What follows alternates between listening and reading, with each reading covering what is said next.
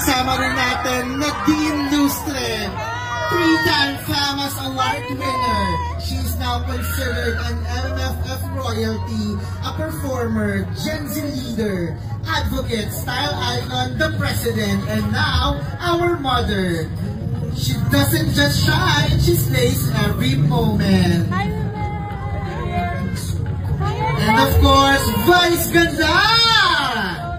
73rd FAMAS Best Actor awardee, MMFF royalty, superstar sa lahat ng platforms, at leader in film, TV, music, business, at LGBTQIA advocacy. She's the phenomenon, making every scene a headliner. Our Meme Vice Ganda! At this point, tawagin na natin muli, actress, serving authenticity, grace, and aura na ngayon pang big screen at aabangan ang kanyang upcoming music under Star Pop. Yan si Mika Salamanca. From runway to red carpet, siya naman ang gentleman heartthrob na pinag-aagawa ng high-end and local brands. Now gracing the big screen, truly the leading man to watch out for, Brent Manalo. Ayan, nagdala.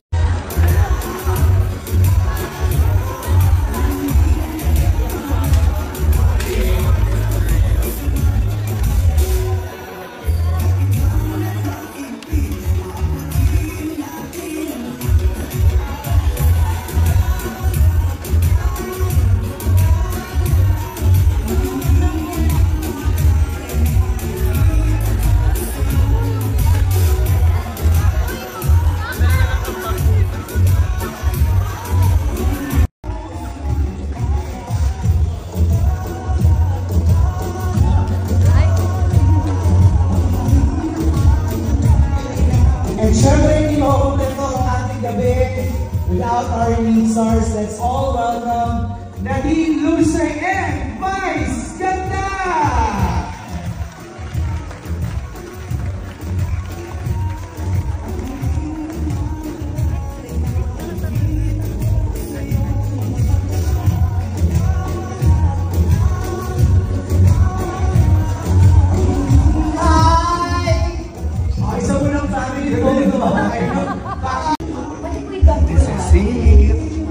Call me mother. Nivea Con.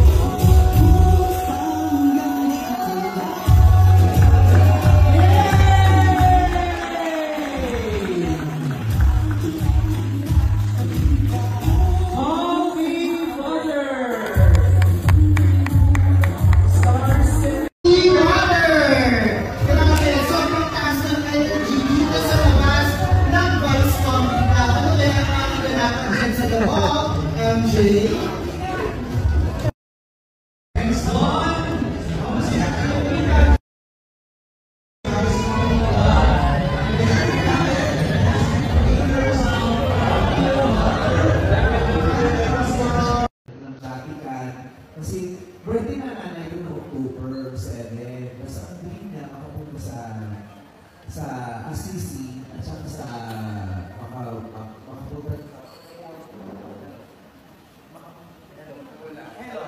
Hello. So ayun na nga, sinulamin ko. Saka ako napunta ko ng Italy kasi yung birthday niya noong October. Ang dream niya makapunta ng Assisi at saka mapuntahan yung 4 Holy Doors kasi magsasara na siya. Sa January, magsasara na yung 4 Holy Doors sa Vatican tapos magbubukas ulit sa susunod na 25 years pa. So sabi ng nanay ko, baka hindi ko na siya abutan, kailangan magpunta. Sa birthday October, nag-shooting kami, kaya sabi ko sa nanay ko, pagkapusin ko ng mga pelikula, pupunta tayo. So we went to Italy, pinuntahan namin yung 4 Holy Doors. Crying. Ang saya-saya niya. Sobrang saya niya. Tapos, ayun, siya. Kaya uwi kami at paulit-ulit ang sinasabi na, anak, salamat, swerte-swerte ko. Naranasan ko. Tuwaman si Pami kung nakalag-school ka. Grabe naman kayo relax. Hindi niya ma-defend yung sarili na ngayon. Kasi pinag-isipan niya yung Direk Julian bago siya nag-decision ko. It's either Lassie or Nadine. So, ganun karami yung Lassie or Nadine. Iya, ikaw. Especially kung yung comedy movie sa Pasko ginagawa, yung sinasabi at saka sa Christmas movie ko, family movie siya. So, ang hirap pakatawanan yung family movie na konti lang kayo. So, tayo talaga yung mas marami ka nakikita karakter, parang mas nabubuo yung larawan ng pamilya. Diba? May mga kapatid, may mga kapitbahay na lalapit sa'yo, may mga tayong kaibigan. Yung lahat ng mga karakter sa isang pangkaraniwang bahay na Pilipino, yun yung dinidepict kasi natin lagi. Kaya mas masaya pag gusto namin mapatawa namin kayo.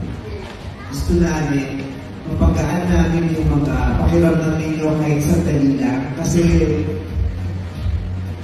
alam mo namin na bigat-bigat ng sitwasyon ng napakaraming Pilipino sa Pilipinas. So pag Pasko, gusto namin magpapili ng kahit sandaling time out lang. Awa tayo sa mga pagbastugan na ginagawa namin sa pelikula. Pero nandito ako ngayon sa punto ng karera ko na ayoko na naman basta magpatawa. Gusto ko pagkatapos ko kayong patawarin. Pero hindi naman kami realize sa inyo, pinapamulat sa isipan ng marami. Meron kaming totoong kwento na isinasabuhay at meron kaming binibigyan ng pagkilala at respeto sa mga karakter na binibigay namin dito. Gusto namin matouch ang mga puso ninyo. Hindi sa kagustuhan namin magpaiyak. Hindi yun. Ayaw namin yung magdrama tayo para magpaiyak tayo para may drama tayo. Hindi yun eh. Meron kami gustong iparamdam. At yun ang magiging dahilan kung bakit maaari kayo maiyak sa ilang mga eskwela, sa ilang mga eksena ng pelikula. Pero hindi pala kami kumat ito. Ma'am, hindi ko kumat. Ayun, nandis kami. So, I'm happy to be given this chance na maka-breathe the same era as Nene. Talaga po si Nene ay hindi lang po talaga siya si Nene. Marami na po siyang nabago ng buhay ay ginagawa niya ang buhay sa pagiging artista ko po. Simula po sa ibigay talaga ng pinagagawa ko sa buhay.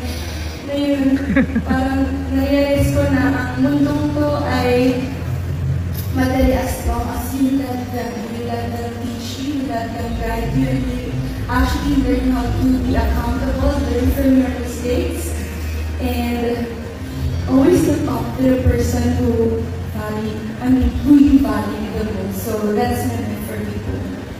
Education kasi pinaalaw na akong gano'n.